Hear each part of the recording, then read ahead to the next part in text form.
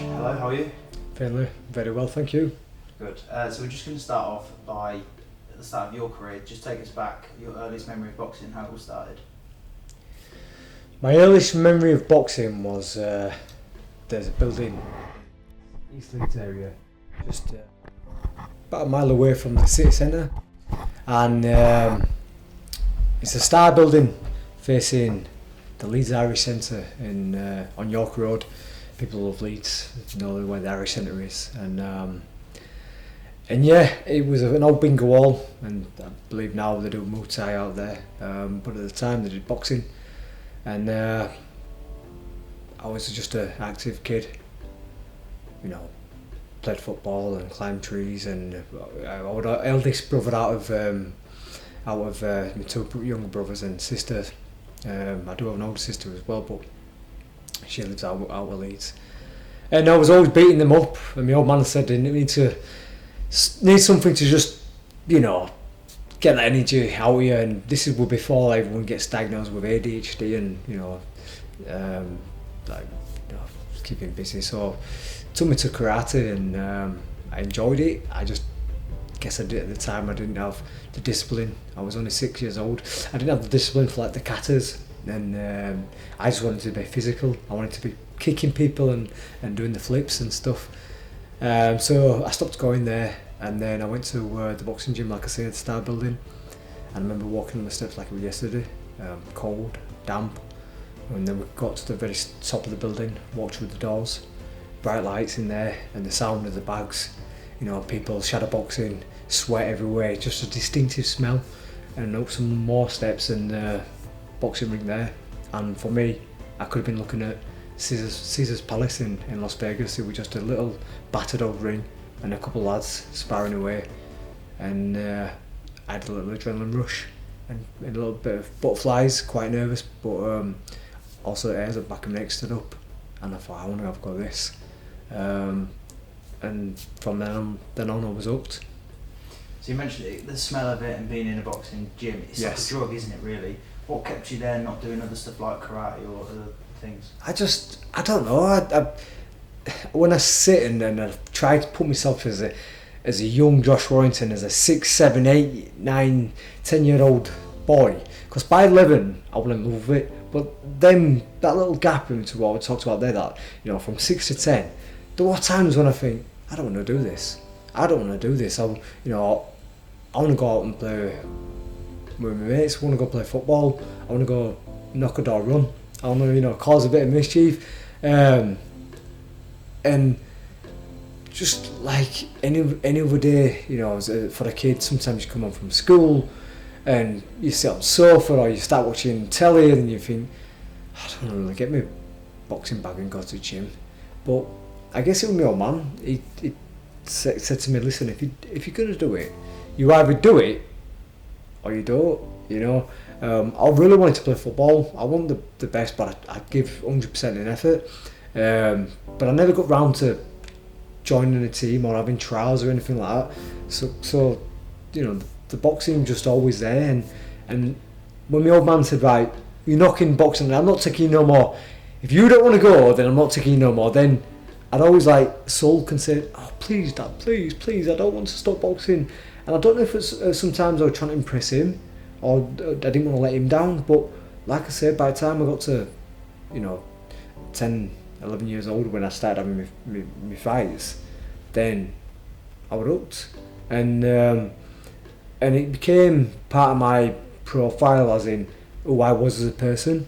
At school, high school, I went to Johnson Meeting High School, and I was known as Josh the Warrior Warrington. That's why Leeds Warrior. There's some genius part of like Warrior Warrington, because starts the same letter. But that was it. And when you get to an age where you're adolescent and people start experimenting, and before vapes, people used to smoke cigs and stand outside shops on the corner, asking people to go into the shop for them and get 4 cans of Foster's or whatever. I am about them, that crowd, but I want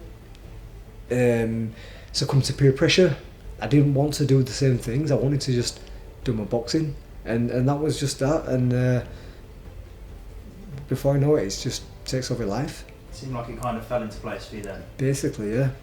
There's a lot of people who have dads, and I've met their offspring when they're really young, and now, because I've been going for so long, I mean, 16 years of professional boxing now, you know, I look at some of their offspring like Kobe and think, wow, I remember you when you were just a young one. I remember meeting someone else who was in the combat scene, Louis Lee Scott, who's making waves in the MMA world, and I remember him coming along to one of my fights, and only being a young whippersnapper, 8, 9, 10, years old, and now he's a grown man bashing people up. But yeah, Kobe's old fella has a bit of a reputation around Leeds as a bit of a character, and a really lovely, warm guy. And I knew that Kobe did bits and bats of Thai boxing himself, and trained down at Golden team and stuff. But just like anyone, when you see the dads and stuff, and they tell you, hey, he's going to follow in your footsteps, sometimes you take it with a pinch of salt, because I've met many dads that say that, he's going to follow you, he's going to do what you do, and then I think sometimes don't realise, what it takes to get there. But as always, I'm always positive. Yeah, I hope he does the best, and any bits of advice I'll always say, you just keep at it. It's not always easy, and it's not always glamorous, but try to give 100% every day. Mm-hmm. Could you just give us insight on how important loyalty is in this game? I mean, it's a game where loyalty is thin and far between. I think Mickey Duff gave a famous quote: "If you want loyalty, buy a dog." And he said that, referencing that there's no loyalty in boxing, and you see it with so many scenarios from top to bottom. Fighters and trainers, fighters and managers, managers and promoters, fighters and promoters, judges, officials. It's all over, top to bottom. Everyone stabs each other in the back, and it's a beautiful sport which can capture the world, but at the same time it can be really, really savage sport. But when you go into battle, when you go into them fights, you want somebody behind your back who is willing to go to the depths that you are. And what I mean by that is, like, if someone's training you, you want to know that they're putting everything into that, and they're not just in it to ride off your profile, or to ride off if you make a bit of quid down the line. I mean, fine example is, I'll take myself for example. I've been with my old man, my same trainer from being an amateur, being my manager from when I first turned pro. And like I say, it's hard to come by in this day and age, because people are quickly influenced, people get in each other's ear, and I can do this for you, put the right around you. And I'm sure that already, Kobe's got a bit of a profile, he's building up, getting to the title contention. I'm sure that people will have been trying to steer Kobe away, but when you've got a relationship with what goes back from day one, that they are there for for yourself, and that him and people have gone through the bad days and the good days, and it thickens the relationship, it makes it stronger. I mean, people, you have good people and loyal people everywhere, and you have disloyal people everywhere. And Leeds, I think Leeds has when I ask this question about Leeds, I think one of the main thing is that it's the people of the city, and it's we characters, we drive, sometimes people don't get our humour, how we laugh and take the mick out of each other, but in the same breath it's a good thing, because it's how it is, and if you don't like it, then there's the door. And I just like, myself, I've stuck with the same manager, because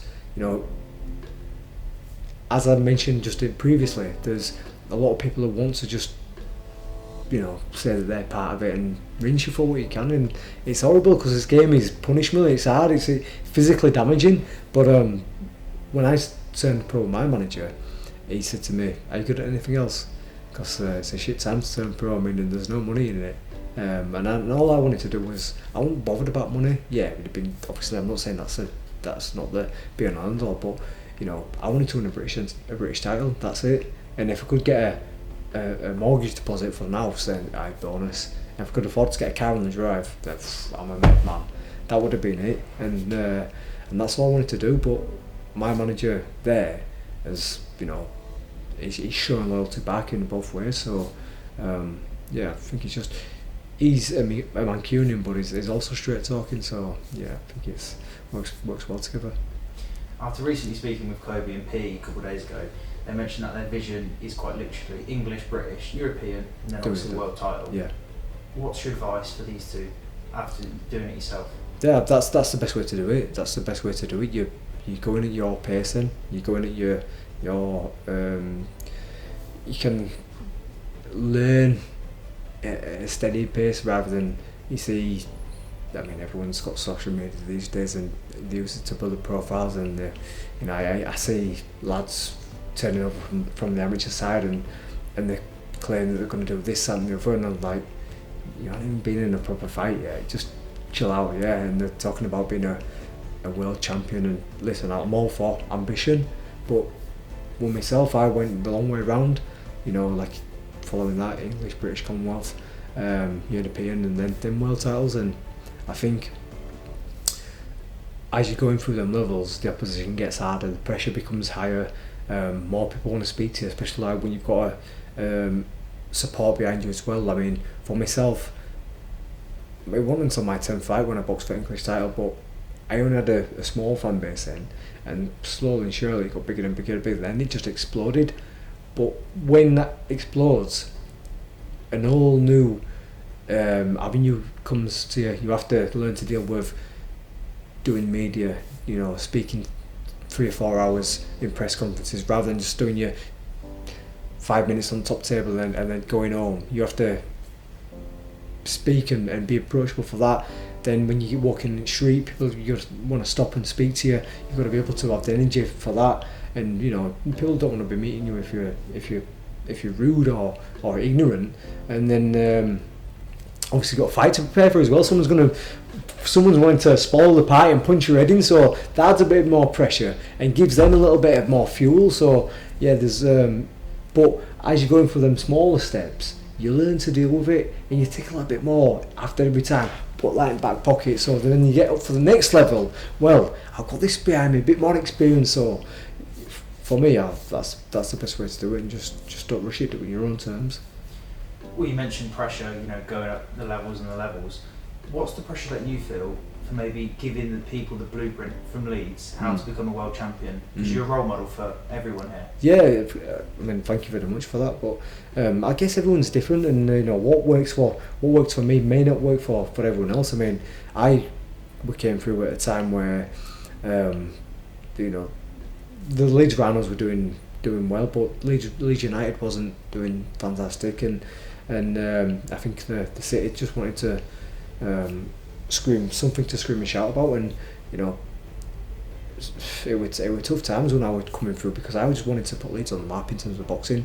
I've said many times that I was envious and jealous.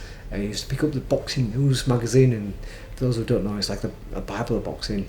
It's like, you'd flip through that and you'd see, Sheffield, this fighter from Sheffield, or this fighter from Manchester, or this fighter from Liverpool. Like, where are all these fighters at, man? Look at the size of the city. It's a beautiful city, it's a great city. Always been proud of where I come from, and I just wanted to make a bit of glory for Leeds. And like, I'd heard about Henry Wharton back in the day, and Crawford Ashley, and I'd recently seen like Carl Johansson coming through. When Carl only went to a certain level, and I just wanted to have a little bit of taste of that. Put the cameras on Sky Sports on the Leeds Town Hall, and the Ed Row and things like that, and I just wanted to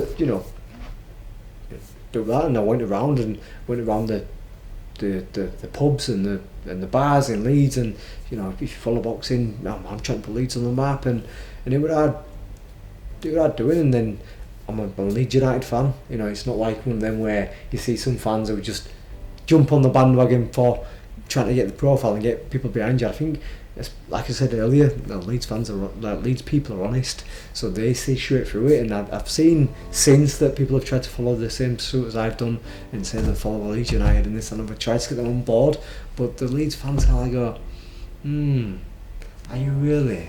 And they see straight through it. So Yeah, I've just like I'd be at games and you know, when you're winning, you come through like the concourse and you see fans. Hey Josh, oh yeah, good win that one. Yeah, great win. Oh hey, how'd you fight? Are you getting ready for it? Yeah, listen, I love your support. We'll be there, mate. We'll be there. And then obviously when it's been bad days, shite that one, you know, terrible that, Josh. Yeah, I know, mate, I know. Well, at least you can give something to shout about. We're going to be at your next fight, and from there on, it just got, you know, bigger and bigger and bigger, and you know, like I say, it works for me, but it may not work for someone else. But I think you do have to have, especially in a sport like boxing, where it's a singular sport, you have to have something that makes you attractive. Yeah. Well, I mean, you've certainly done that, put Leeds on the map. We're talking Leeds Rhinos, Leeds United Football Club, and you've even got your own murals around Leeds. Yeah. I mean, how special is that? Oh, I mean, there's, you know, pinch myself at times, you know.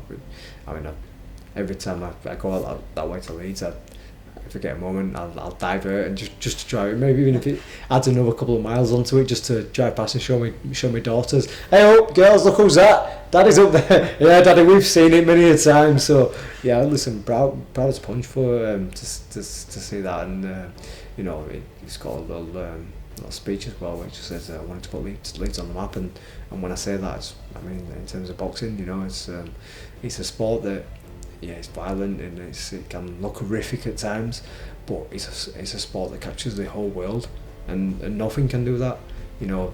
Yeah, I guess a World Cup final is probably, you know, closest to, but like you get an heavyweight title fight, then it's capturing everybody.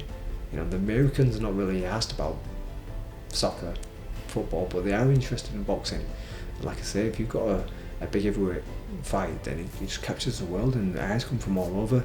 And I just wanted to put in, obviously I never knew I was going to get to the top spot I have done, you know, world title, 2-time world champion, but you know, I have done, and from there onwards, with the bits and bats what I've been on Sky Sports, on BT, on his own, you know, it's put a lot of eyes on the city for boxing. I know you don't talk about your personal life a lot. I just want to congratulate you on the birth of your new child. Thank you. Kobe's also a father, yes, a young daughter. Yes. What are the pressures that change in boxing when you have that daughter or a young son? What goes through your mind? It's tough. It does change you. Like I say, everyone's different, and people respond to it differently. But yeah, man, I mean, I fucking doing it. I would, excuse my language, I'd do anything for my kids, but I mean, that's how much passionate I am about them. I'd do anything for them. But you know, at the same time, I'm also a bit disappointed that in the first 2 years I missed so much of their life, and I tried. I was always excited to be a dad, become a father.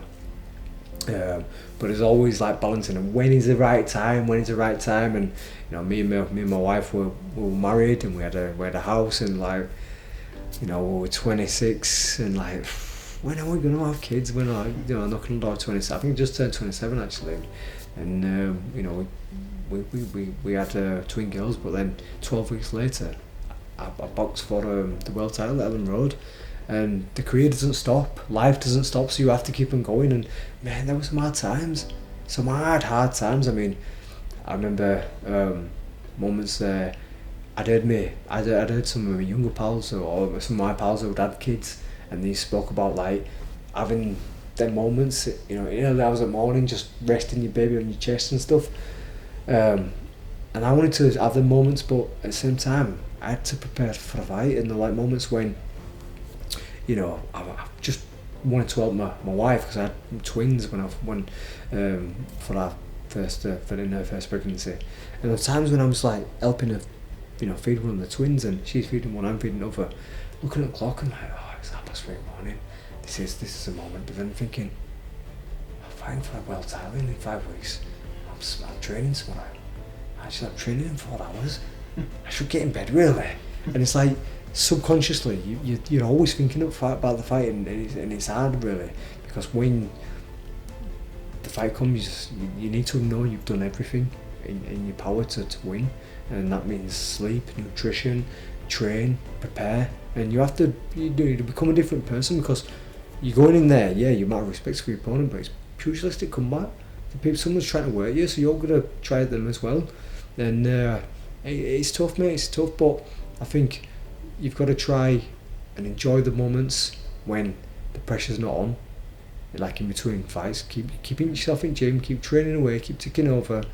But when the fights do come up and pressure has to come up, you have to focus on the boxing. And ultimately, they are hard times, but you have to look at your daughter, look at your wife, and say, this is why I'm doing it. Whatever I do as the career goes on, it will benefit her and her in the long run. So it's tough, but my wife constantly thanks me for sacrifices what we've done for throughout the years, and sometimes we reminisce of like old pictures and think miss that, but she puts her arm around me and says, this is why though, this is why you did it, and you can make the memories back up by the time we get now. So obviously you mentioned that world title fight when you're having your kids. Yeah. Just relive that moment for me right now. Warrington versus Selby. Yeah. Just take me back. Oh, I mean, it would have fight what was being made for maybe 4 years. Maybe like 4 years in the making. Leigh Selby was the man who stormed at steam with the British and European, and in devastating fashion as well. And he were bashing people up, and he would claim to be the Welsh Mayweather, and the promoters started banging the drum about an all British showdown between me and Leigh, and then you start to get to social media, you start having a bit back and forth, and then it went on and it went on and it went on, and things started getting a bit nasty and a bit personal, and then it finally got over the line, and we were there May 19th 2018, a perfect day weather-wise, a chance for Leeds to have his first male world champion. I was absolutely buzzing to be fighting Ellen Road. I mean, like I said earlier, I wanted to be a footballer, but I never did that, never pursued it. So that would be a chance as being a Leeds fan as well, to be in this, the stadium, create a bit of history, and yeah, man, I was very confident. I was also nervous because of I put so much pressure on my shoulders, and I feel that outside of Leeds and those who didn't support me just seemed to be, paint me in pictures like Josh Warrington's just a hype job, and he's going to get found out tonight, and he's going to get his ears boxed off. And I think it was like 4 or 5-1 going into that fight. People were just saying it's going to be a whitewash. The boxing experts were saying that. I think they did a poll with about 80 fighters, and only like 5 fighters picked me to win. So everyone was just expecting Leigh to just, demolish me. And I remember thinking, nervous about this, but then I remember meeting some of my mates up during the day, and it was a lovely day. FA Cup final would been on, Raw Wedding had been on as well, so that were all the screens in the city centre. And I remember some of my pals coming by, and I think they could see how nervous I just sat there, and I put my glasses on, I'm a bit deep thinking, and they went, hey Josh, just listen, never mind the fight tonight, or whatever happens, City's proud of you. So we've just been at City Centre there, I'm thinking about 4:30, just a few hours before I'm about to tell them myself, and he said, we've just been in the City Centre, and every bar is singing, oh Warrior, everyone's chanting your name, everyone's going to the fight, everyone's talking about the fight. If they ain't got a ticket, they're on about watching it in the bar, or they're going to go home to watch it, everyone's behind you, mate, so just enjoy yourself tonight. And that kind of just made me feel it made me feel human, it made me feel just normal. And then I kind of enjoyed the moment. I was driving down to Ellen Road, going past Beeston Hill and seeing people walking down the hill with t-shirts and scarves with my face on it, like a match day. And then by the time I got to Ellen Road, then I was so focused. Got off the bus, and as I was walking in, so many were waiting to cheer me on, and I felt like I could have gone through anyone then. You could have put Mike Tyson in front of me, and then Joshua, I'd have beat him up. I was so confident then. And what a night, walking into the ring where Kaiser Chiefs players out, because I walk out to I Predict a Riot, and Lucas Relibe, the Leeds United legend, the Chief, doing the ring walk, and it was a fight where just as soon as the first bell went, confident of winning, and we bashed him up and hell of a performance, and made a bit of history. So special night. I can tell that memory is just so vivid, and yet that you don't lose that, do you? It's one of them things where there's certain bits I can mention. I go back there. You know, there's moments when I can go back to spinning change rooms just before I'm about to walk out, or walking down the tunnel and waiting for the announcer to announce us to the ring, and just, you know, hearing the chief behind us, you know, goading us on. Or I don't remember too much of the fight because that's when I'm fully focused. But I do remember like the promoter Frank Warren at the time getting off his chair and coming towards my corner and clapping his hands and telling me that I'm about 9 minutes away from making history. Don't switch off, and like just being what's he just said to me, and then getting off the stool a bit rabbit in headlights, like, you know, just riding off them words, but then getting back in the zone and being switched on. Yeah.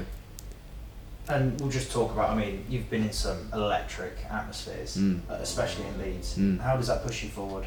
Yeah, there's times when it has been pressure. It's been hard. Yeah, it's been a pressure cooker, because when you're coming through and like like anything, I think that in Britain it's kind of like what I was referencing as the skier. What do they call him now? Eddie the Eagle? Eddie the Eagle. It's Eddie Eagle mentality. You know, people like you to compete, but they don't want you to do fantastic. You know, you're alright just to compete, but like don't be doing too good. You know, don't go and win medals and stuff. Just fall over. You know, make a clown of yourself, but we'll get behind you for competing.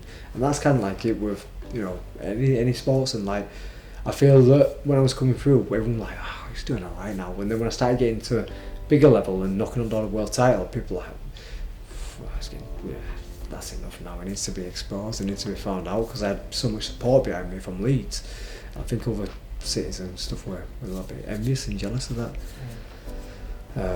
But you know, we just kept on going, and you know, yes, it does have pressure, because when you're first coming through, you know, like, you want to win the next one. You want to win the next one to climb the ladder. And if you do lose in boxing, then you can quickly be forgot about. So you have to keep on winning. And you know, people might from the outside think, oh, you're going to bash him up, but you've still got a man in the opposite corner with gloves on and wants to punch you in the head and wants to be where you are and wants to spoil the party, and all of a sudden he can become an overnight sensation. So that does add pressure. But over the years I've learned to use the energy from what I feel in like the Leeds Arena or Ellen Road or wherever I've boxed, and those who support me, I usually use that as fuel. And like, even, you know, me notorious for going and still selling me tickets as a world champion, which, you know, you probably won't get any for sport. You know, you couldn't imagine Andy Murray going and selling Wimbledon tickets when he's playing in final, could you? But I still do that, and when I speak to people and friends and families or whatever, and they tell me about how excited they are to be on them tiredest days when I'm thinking, I can't be bothered for training tonight. It gives me a boost. It gives me a little rush. Like, you know what? He's spending his last 80 quid coming to watch me. You know, it's like going through hard times at work. He's been sacked from his job, but he's still finding money to come and watch me. He doesn't have to do what I tell him, just watch it on telly. No, I've got to be there. I've been to all of them. I can't miss this one, Josh. I'm your lucky charm. I can't miss it. You know what I mean? And so like, when I see that and hear that, it's like, yeah, it's pressure, because he's spending his money to be there and support me. But then at the same time, I think he actually believes in me. He believes me I can do it, and he's supporting me that hard. He wants me to do it, so I'm gonna have to do it for him. But that can happen in like 10, 100, 1,000 times. So then when you're walking out and you've got 10,000 people who are similar like that mindset, man, how can you not feed off that energy? So that all of a sudden squashes all the pressure. And if this army behind me, there's no way no one's beating me. So yeah, it's good. And obviously when the times when things ain't going right for me, then it's like I've gone from there to there, because then you feel like you've let so many people down, you know. So it's an interesting balance. Just we'll focus on your last 3 fights. You've been unlucky. Let's put it that way. Okay. Just in a couple of words, how do you feel towards them last 3? Yeah, I mean, from the outside looking in, you'd say, oh, He's lost his last 3, hasn't he? He's lost his last 3. Now on paper, yeah, you're right, you're true. You know, if you were to have a glance, Josh Warrington, loss. It's not great, is it? But when you divulge into them, and yeah, I'm always going to say, not to make excuses, but I'm a proud sportsman. I'm going to say, no, well, this happened. You know, the fight against Lopez, I come back from a broken jaw. You know, I started the fight psychologically a bit battered. Bit nervous going into that one, worrying about what could potentially happen. But I thought I'd done enough to win that fight. He got the fight he got the decision on the majority. I thought I did enough to win it, but you know, that's that.